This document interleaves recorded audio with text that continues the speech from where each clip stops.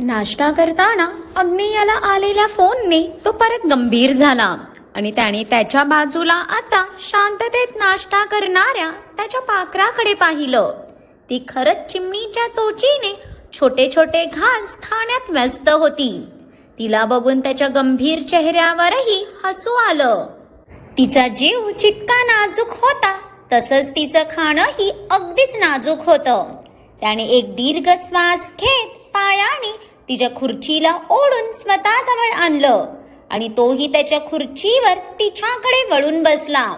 त्याने हे इतक्या झटक्यात केलेलं की तिला आणि बाकीच्यांना समजेपर्यंत सगळ्यांचे हात आणि डोळे ताटच झाले होते.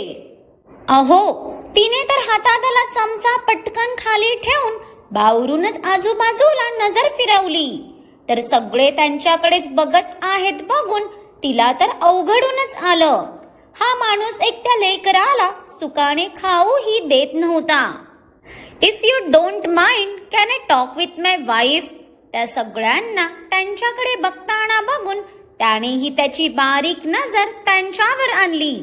तशा पुढच्या सेकंदाला सगळ्यांच्या माना आपोआप खाली झुकल्या. सुवर्णा, लात सोडली आहे बाई तुझ्या पोराने. बोलायचं मग रूम मध्ये जा म्हणा ना. आता माझ्या समोर कुजबुज करत बसल्यावर मला बघूसं नाही वाटणार का?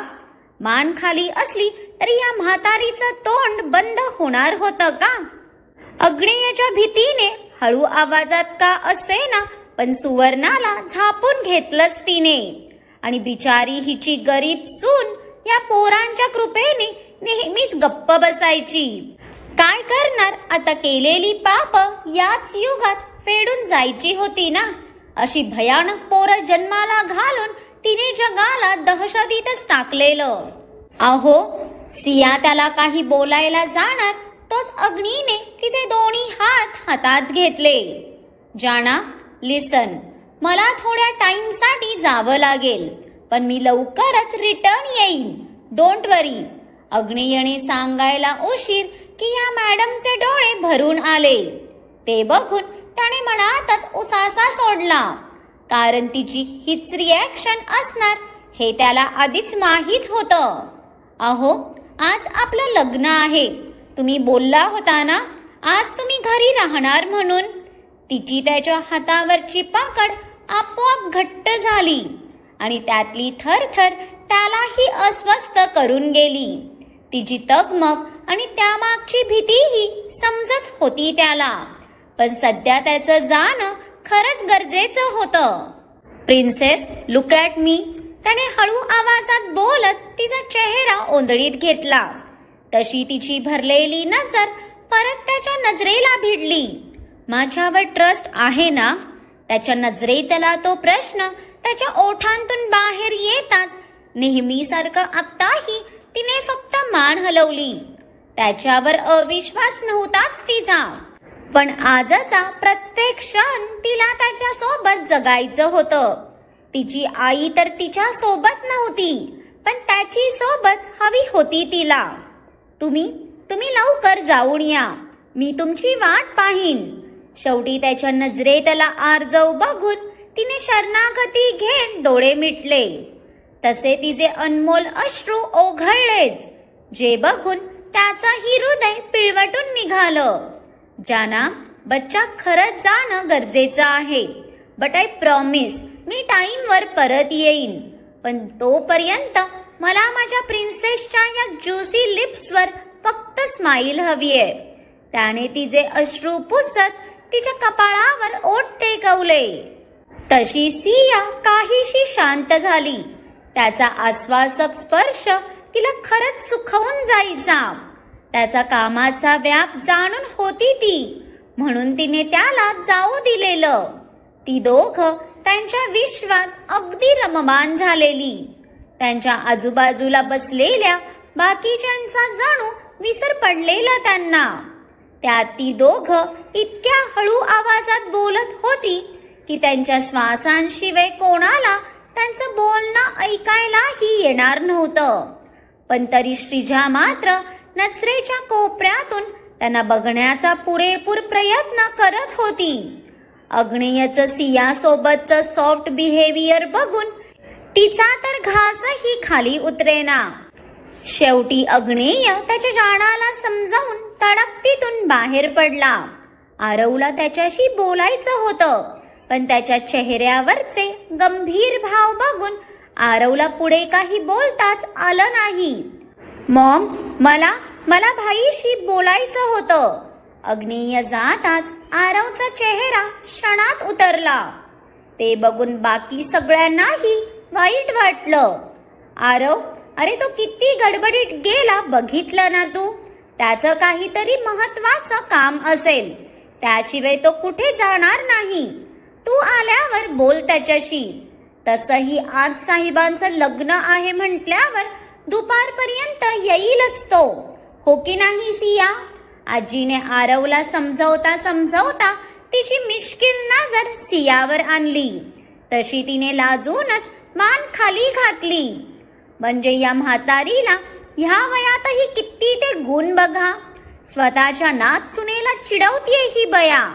सियाच्या ओठांवरचं ते लाजरं हसू बाकी सर्वांना सुखावणारं असलं तरी श्रीजाला मात्र जीव तडफडत होता.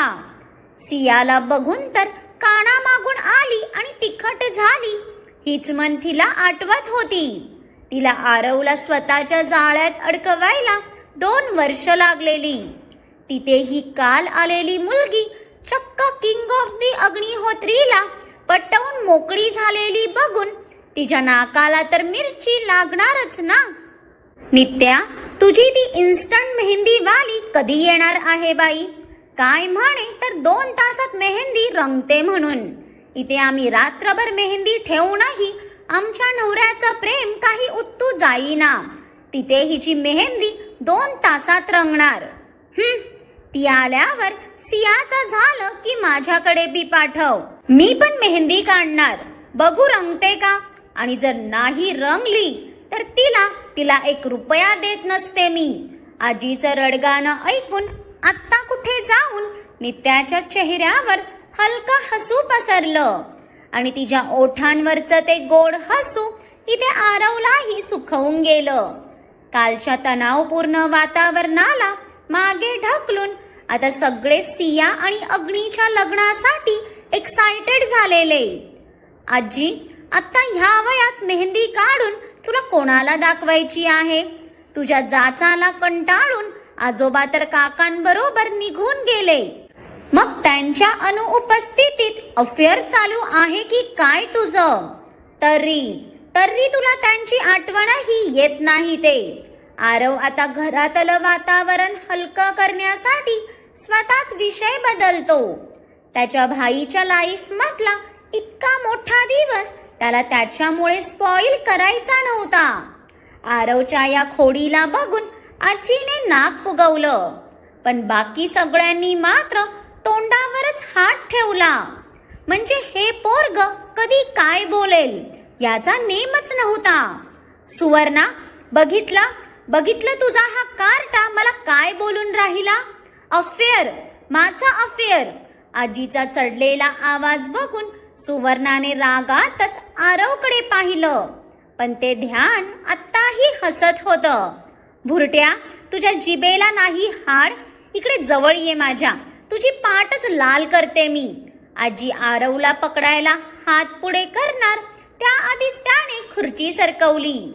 आजी, अहो तो तुमची मस्करी करतोय, तुम्ही नका वाईट वाटून घेऊ. आरू, शांत बस बघू. आजीचा भडकलेला अवतार बघून सिया मध्यस्थी करत आरववर डोळे वटारते. नित्यालाही तिचं हसू आवरता येत नव्हतं, पण श्रीजा मात्र आजीच्या तोंडाचा बिघडलेला रंग बघून मुद्दाम हसत होती. जणू आजीला खिजवायचं काम चाललेलं तिचं. भुरट्या, रेड्या, माझ्या जाचाला कंटाळून तुझे आजोबा नाही गेलेत. उगाच तोंडाला येईल ते बोलू नकोस, नाहीतर थांब, येऊ दे अग्नीला, त्याला तुझ्या दुसऱ्या गालावरही ठेवून द्यायला सांगते. आजीच्या त्या चिडक्या एक्सप्रेशनला बघून आता सगळ्यांनाच हसू आलं. आरू बरोबर बोलत असेल. आजोबा या म्हातारीला वैतागूनच गेले असतील. तसंही किती इरिटेटिंग आहे ही बाई. त्यात शरीराचं काही मोजमापच नाही. त्या खुर्चीतही ही बाई धडाची मावत आहे का हाच प्रश्न पडलाय मला. श्रीजाने मनातच आजीकडे बघून नाक मुरडलं. जे आजीच्या तीक्ष्ण नजरेने बरोबर टिपलं ना. कोणी तिला तोंड वेडावून दाखवणार असेल तर ती गप्प बसणार होती का? ती आता काही बोलायला जाणार त्याआधीच सुवर्णाने तिचा हात पकडला. आई, अहो अग्नीने तर भाऊजी आणि बाबांना बोलवायलाही नाही म्हटलं, पण त्यांना समजल्यावर ते रागवतील ना. सुवर्णाच्या ह्या प्रश्नावर सगळे गंभीर झाले. सुवर्णा, अग्नीने जे केलं ते अगदी योग्यच केलं आहे. त्याच्या आजोबांशी बोललीये मी. त्यांना उलट तो लग्न करतोय ह्याचा किती तो आनंद झालाय. पण रमाकांतच्या कानावर ही गोष्ट घालायला त्यांनी स्वतःच मनाई केली. उगाच पोराच्या आनंदाला कोणाची नजर नको. भलेही मी त्याची आई असली तरी पोरांच्या बाबतीत सगळ्यात जास्त अभागी मीच आहे. जे माझं सगळ्यात गुणाचं बाळ होतं त्यालाच तो देव घेऊन गेला आणि बाकी रमाकांत आणि देविकाला तर जन्म देऊन मी चूक केलीये. आजीच्या मनासोबत डोळेही भरून आले. पण तिचं ऐकून सुवर्णासोबत नित्याची नजरही कलबलून आली. पण सिया आणि श्रीजाचा हा विषय डोक्यावरून गेला.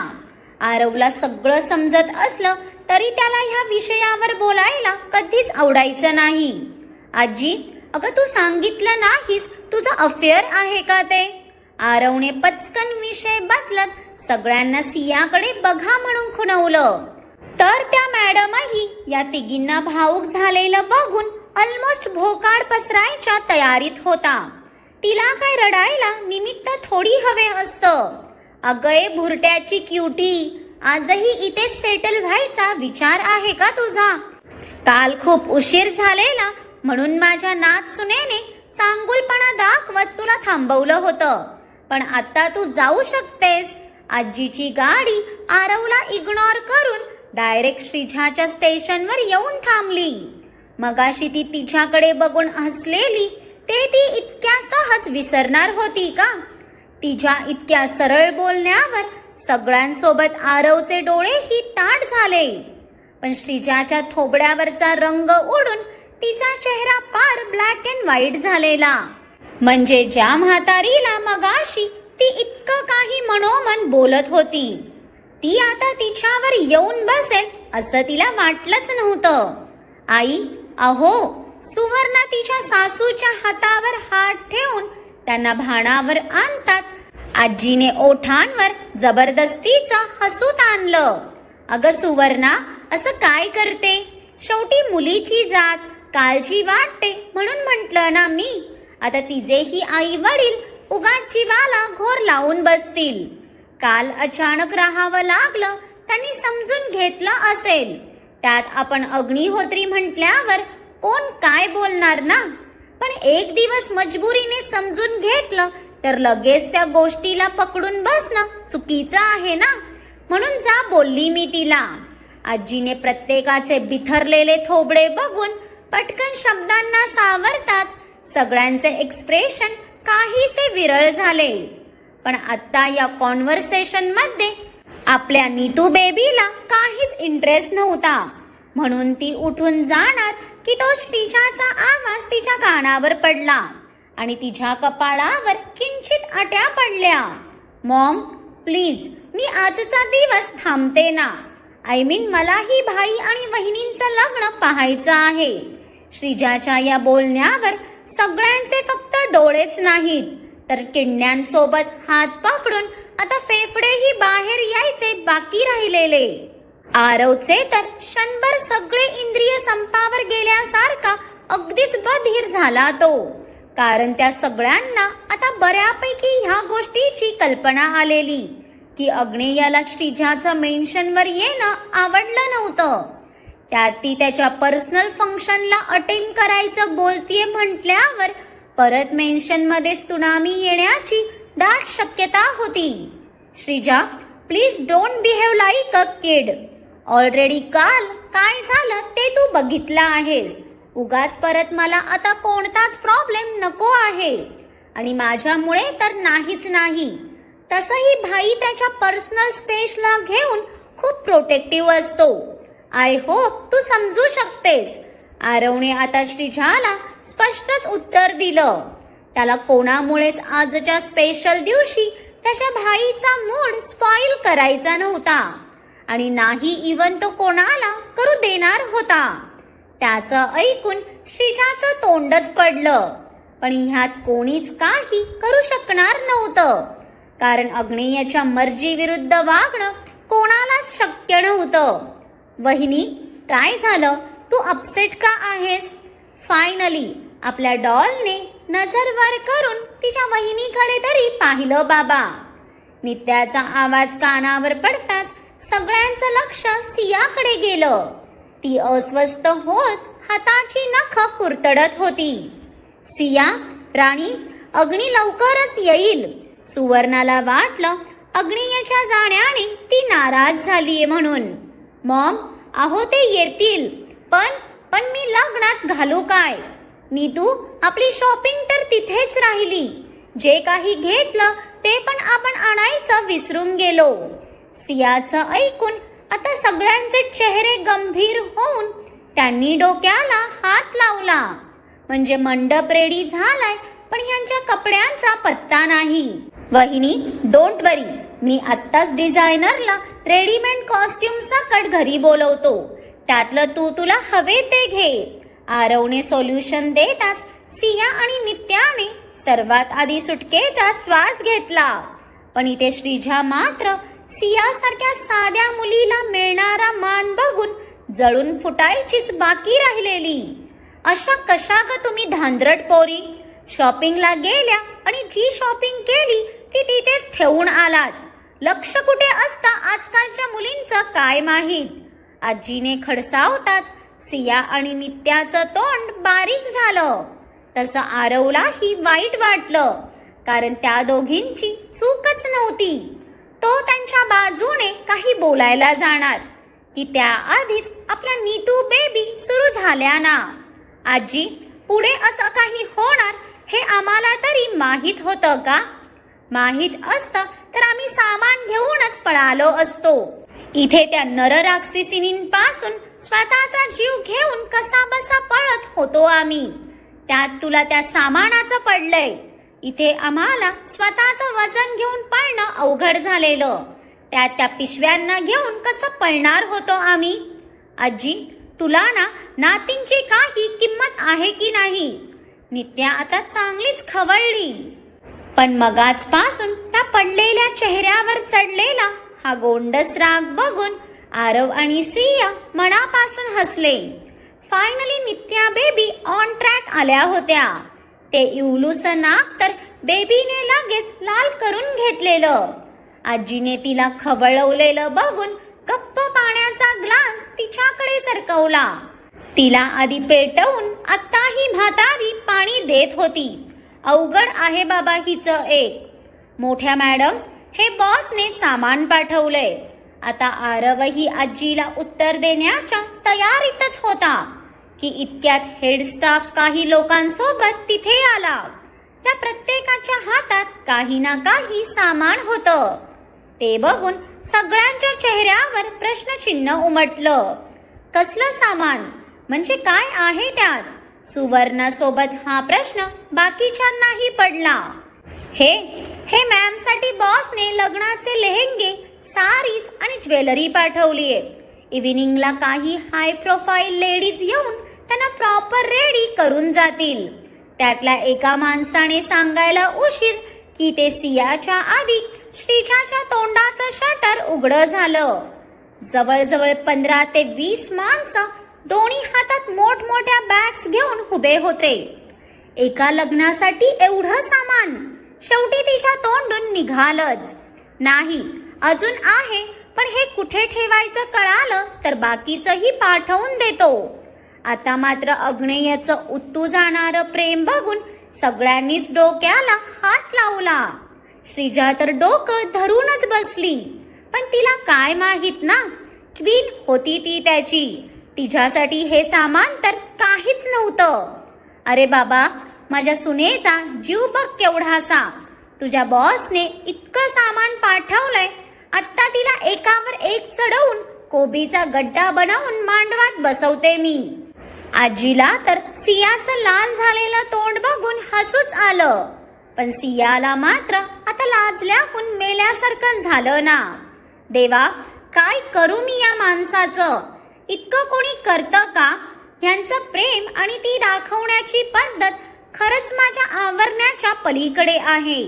सिया, आज तुझं काही खरं नाही.